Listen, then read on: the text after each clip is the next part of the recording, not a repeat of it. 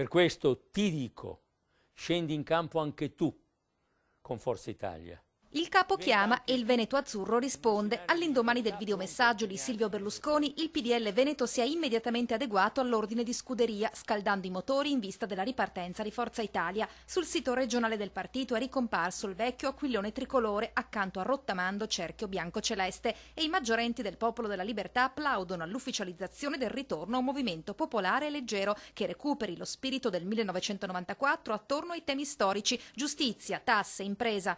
Lavoreremo in questa direzione con la vitalità che ancora una volta questo grande leader politico ci ripropone. Stiamo aspettando, ha detto che sarà un partito come la prima Forza Italia, fatta di comitati, di partecipazione attiva della comunità.